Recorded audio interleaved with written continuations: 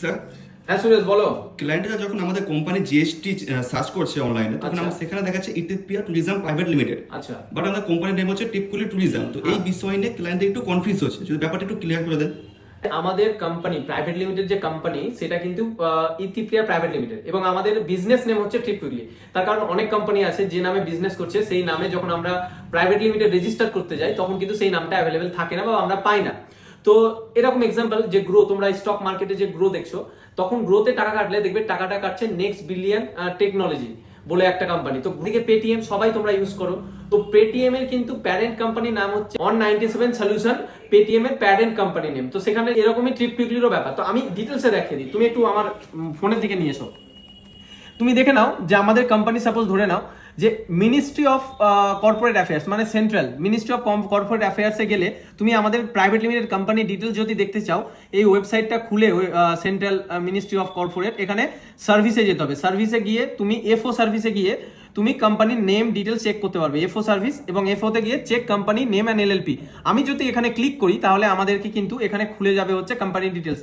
তো ক্লিক করার পর আমি ট্রিপ কুইকলি আমি ইথিওপিয়া প্রাইভেট লিমিটেড করেছিলাম এবং আমার কোম্পানির ডিটেলসটা কিন্তু সেন্ট্রাল ওয়েবসাইট থেকে দেখো খুলে গেল। হ্যাঁ, তো মিনিস্ট্রি কর্পোরেট অ্যাফেয়ার্স থেকে খুলে গেল। তো দেখো এখানে লেখা আছে এটা হচ্ছে cin number private limited Ethiopia private limited দেওয়া আছে। দেখো আরওসি কলকাতা জোনে, এবং আমাদের ট্রিপ কুইকলি 12 আমাদের অফিসিয়াল ইমেল এখানে দেওয়া আছে। কোম্পানি কর্পোরেট কবে হয়েছে? 2023-এ। অনেকেই বলছেন যে আপনারা 7 বছর 9 বছর সেলিব্রেট করছেন 2023, তাহলে আপনারা মিথ্যে কথা বলছেন, কিন্তু একদমই নয়। আমরা কোম্পানি যখন শুরু করেছি তখন কিন্তু আর প্রাইভেট লিমিটেড ছিল না, আপনারাও জানেন। ছোট্ট ট্রিপ কুইকলি বলে আমরা শুরু করেছিলাম আমার জিএসটি নাম্বার প্রোপাইটারশিপ দিয়ে। কিন্তু যখন কোম্পানি আস্তে আস্তে বড় হতে যাচ্ছে তখন আমরা প্রোপাইটারশিপ থেকে আমরা প্রাইভেট লিমিটেড করলাম। তো আমি শুরু করেছি 2017-তে, বাট প্রাইভেট লিমিটেড হয়েছে কিন্তু 2023-এ, এবং এটা একটা লং জার্নি, লং সময় লাগে, আপনারা নিজেও জানেন। এবং আমি যখন আপনারা আমাদের জিএসটি নাম্বারটা দেখবেন, জিএসটি গুডস অ্যান্ড সার্ভিস অর্থাৎ government India state and union টেরিটরিজে অনলাইনে সার্চ করলে জিএসটি ট্যাক্স পেয়ারের এই যে এই ফর্মটা, এখানে আমাদের জিএসটি নাম্বারটা দিয়ে রাখবেন। ক্লিক করলেই জিএসটি নাম্বার থেকে এই ডিটেলসটা খুলে যাবে। ইথিওপিয়া প্রাইভেট লিমিটেড অ্যাক্টিভ আছে, রেগুলার, এফেক্টিভ অফ রেজিস্ট্রেশন 2025। আগের প্রোপাইটারশিপ জিএসটিটা আমরা বন্ধ করেছি, তারপর জিএসটি আমরা খুলেছি। একসাথে দুটো জিএসটি চালাতে পারবো না, এবং আমার জিএসটি নাম্বার এইটা।